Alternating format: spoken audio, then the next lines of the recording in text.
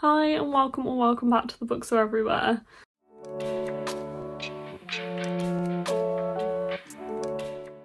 So welcome to my March wrap up. I honestly didn't read as much as I wanted to in March. I only read 8 books, which is probably my worst reading month in quite a while. I don't know when I last read 8 books in a month, but it's okay, honestly. I didn't necessarily feel like I was reading significantly less in March, and I have been busier recently and I've had a few other things to focus on. So I'm not too mad. I feel like as long as I feel like in myself I am making time for reading, then that's fine. If I read a little less, that's okay. And I also read some quite daunting books on my TBR as well that I wasn't sure how I was going to get on with them. I also am carrying 2 books over into April that, if anything, I would have just liked to have finished these within the month of March, but it just didn't happen and I just couldn't make enough time to finish these 2. So I'm going to quickly give those a mention. So these books are Clockwork Angel and Stories of Your Life and Others, and the one I'm most mad about is probably Clockwork Angel because it's been taking me so long to read this and it's just a reread. I think the reason is because it's a reread, it's not a big priority for me. Like, my brain doesn't see it as a priority.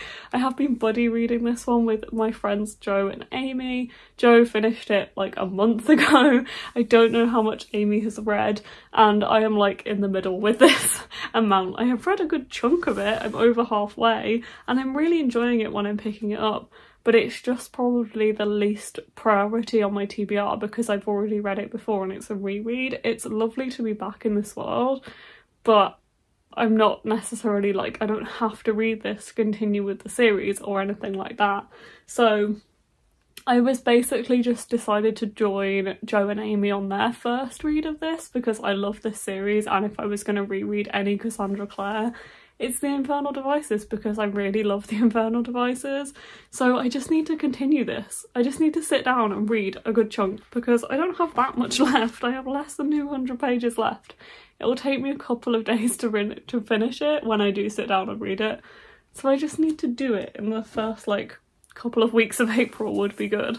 The other one is Stories of Your Life and Others. This is a bit of an odd one because I am reading it in a really strange order. So this is a short story collection. I am buddy reading this one also with my friend Jeff, and we're like quite slowly reading it because we read the Story of Your Life short story, which is that's what the movie Arrival is based on. So we have actually read the middle chunk. We read that middle chunk of the book and then we've gone back and read the first story. So I just need to read the rest. So I need to make my way up to page 108. So I think there's a couple of short stories in the middle there from page 40 to page 108.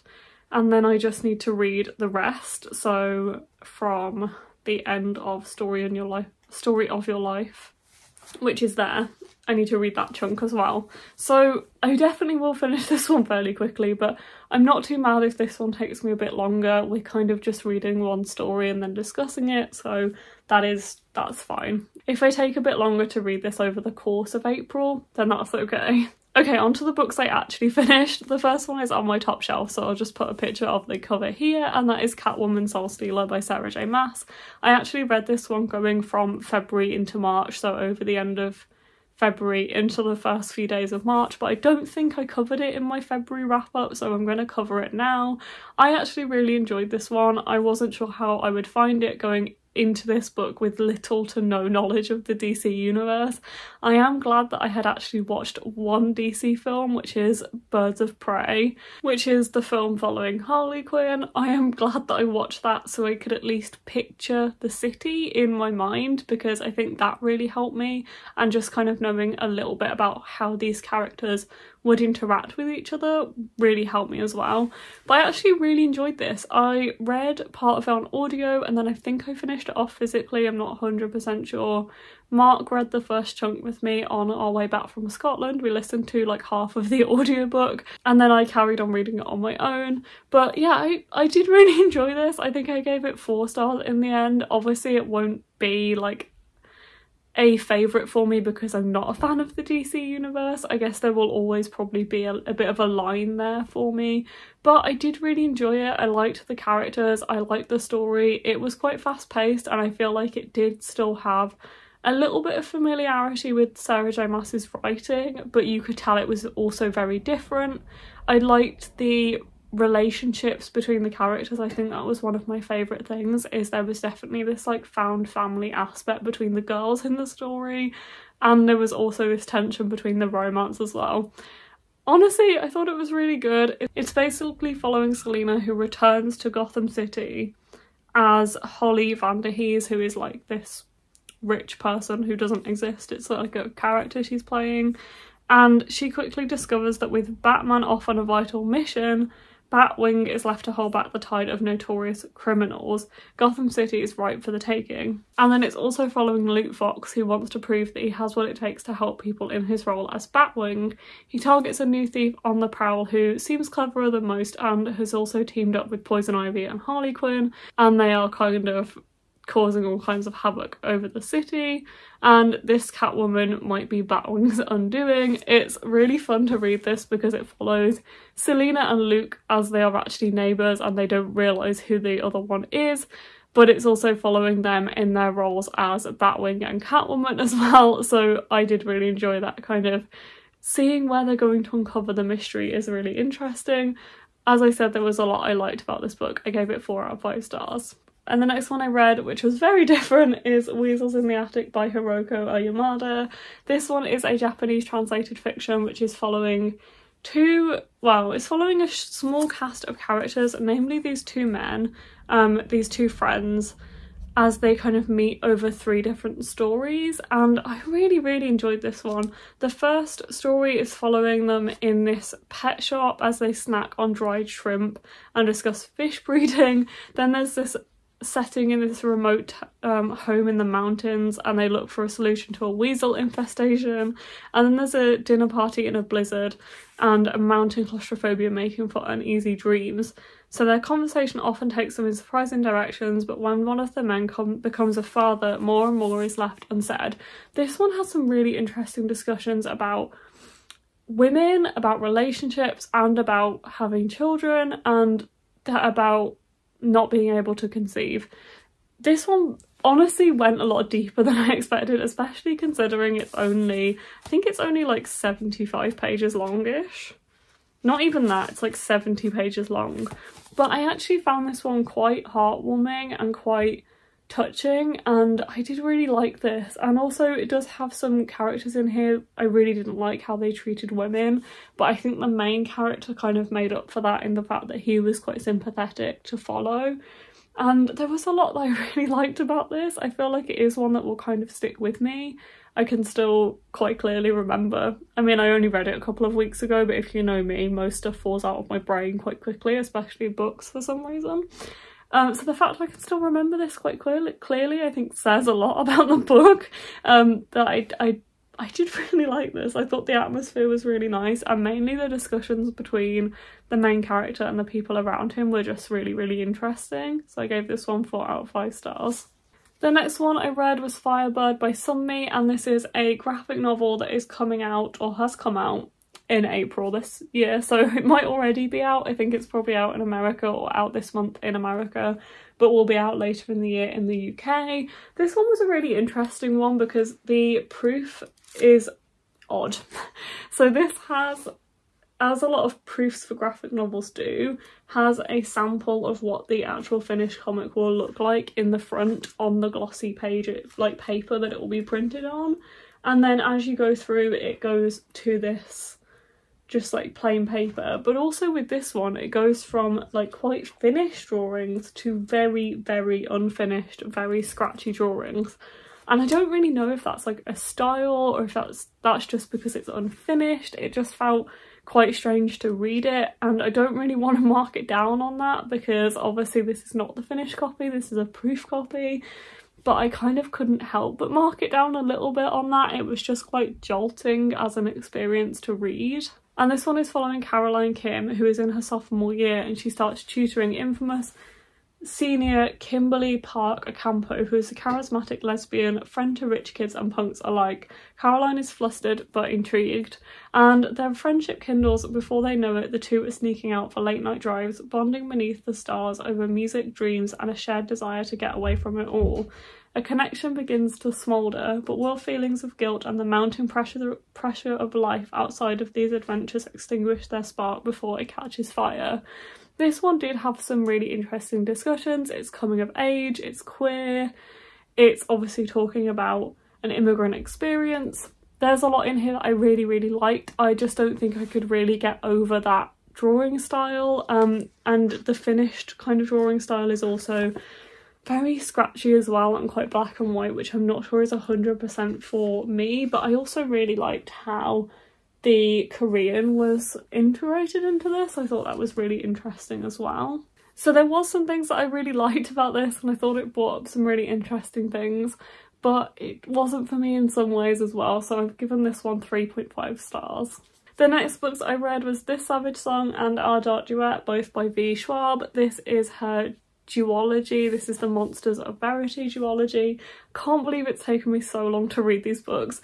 Basically, I hadn't read these yet because I was just so daunted by them, and I don't really know why. As soon as I started these, I could tell that they were so quick and easy to read. I didn't want to put them down, and that is the main thing that I absolutely loved about both of these books, is they were so fast-paced. I was reading like 50, 60, 70...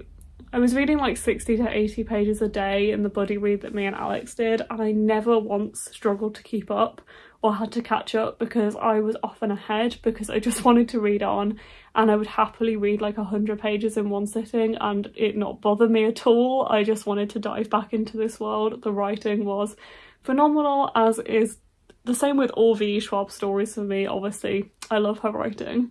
So this is following two characters, Kate and August. Kate wants to be as ruthless as her father and prove she's worthy to stand behind him and lead their city. August wants to be human, but he isn't. He's a monster, one that can steal souls with a song, his own father's secret weapon. Their city is divided, their city is crumbling. Kate and August are the only two who can see both sides, the only two who could do something. But how do you decide whether to be a hero or a villain when it's hard to tell which is which? It's brilliant. It's really brilliant. I think it's just hard for me sometimes to not compare V. Schwab books against one another. I would say, if anything, these books are the most similar to the Villain series, which is Vicious and Vengeful, which I absolutely loved, and I rated the first one of those 5 stars. And I feel like the thing that didn't get this to 5 stars for me was the fact I didn't really connect to either of the characters all that much, but the plot was brilliant, very fast-paced. I think sometimes as well, especially with the second one, Our Dark Duet, these are full of action, and I mean like full of action. It doesn't really leave that much space for much else, and I craved those quiet moments between these two characters who were struggling to kind of deal with each other and also deal with themselves, and I just wanted those quiet moments where they figured things out, and I feel like the action didn't allow for that all the time. So in the end, I rated the first one 4 stars and the second one 3.5. I did still really like this series, and I feel like I did enjoy it, not more than I expected, because I just found it a lot less daunting and a lot easier to read than I expected. But it definitely wasn't a 5 stars for me, which is kind of sad when it comes to V. Schwab, because she wrote my favourite book of all time. But I did still enjoy this series quite a lot. But talking of 5 stars, the next book I read was Yellowface by Rf Quang, and this one was 5 stars for me. This one was absolutely amazing. I love this book so much, and it's definitely my favourite book of the year so far, and I think it will be quite hard to beat.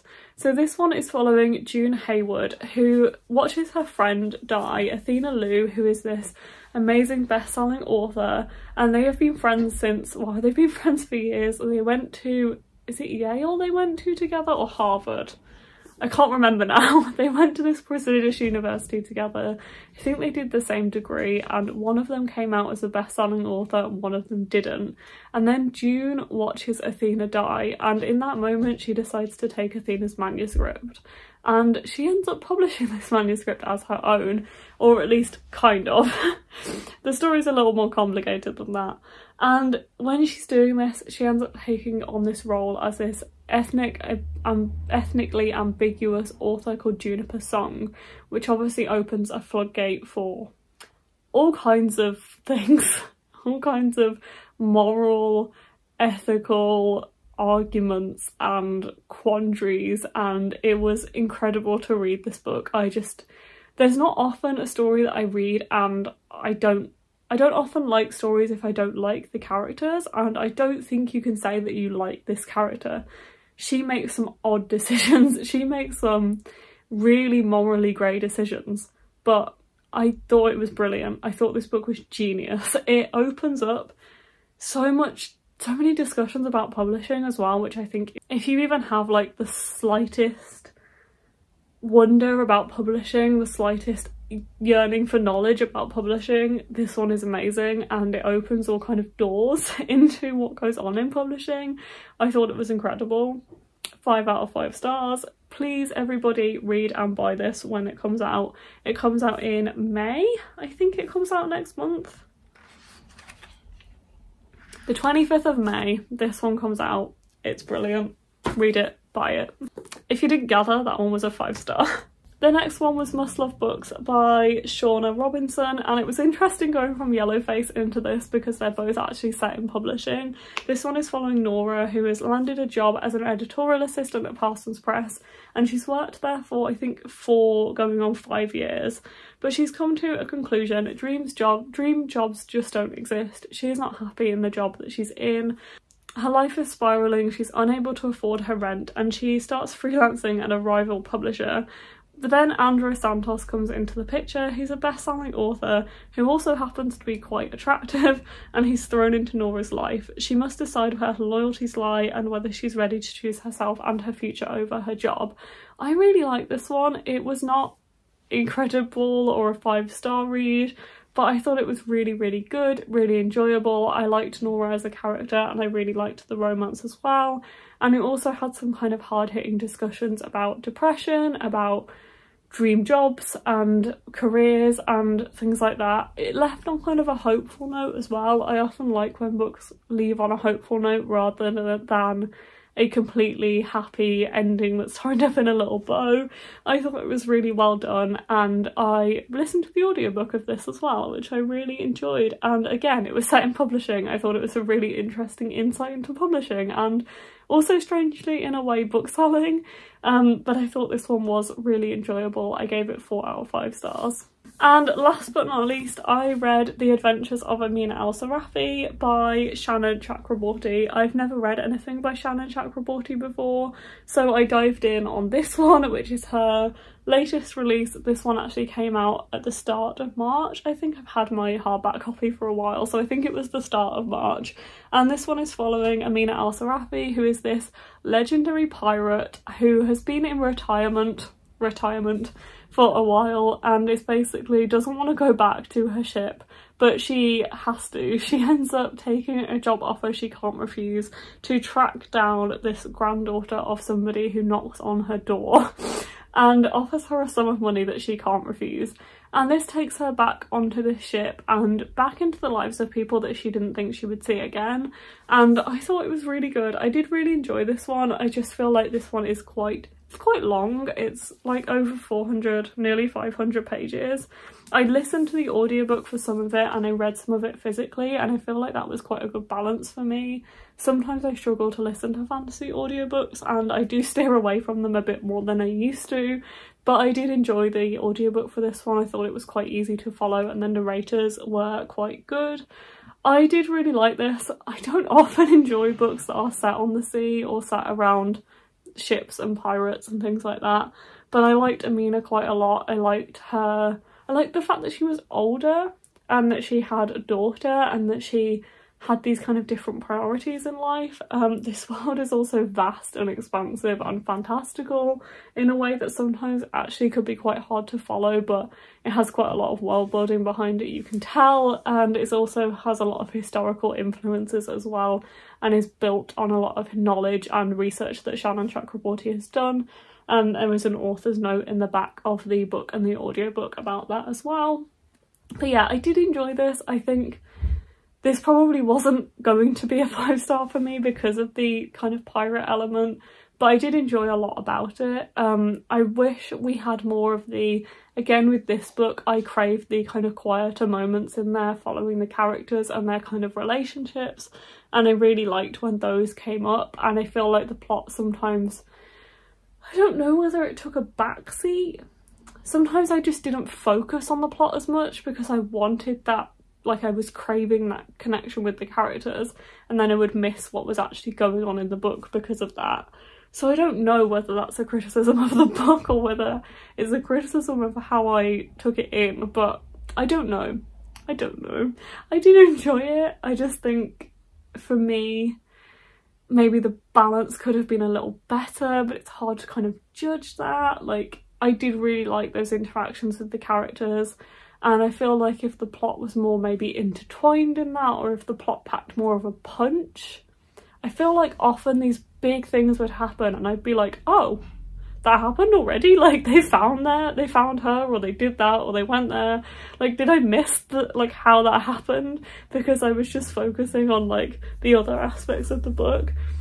So maybe that's on me, but I ended up rating this one at 3.5 stars. There was a lot that I enjoyed about it, but it also didn't blow me away, so I liked it. Okay, I feel like after discussing all of those, I am quite happy with what I read. I started a new series. I read a VE12 series I've meant to read for ages, and I also read Yellowface, and that was another daunting read for me. I definitely need to have a better reading month in April in terms of the amount of books I read, because my TBR is more than 8, but hopefully I will. Please keep following to see if I do succeed in doing that. I hope you've enjoyed this video, and hopefully I'll see you in the next video. Bye.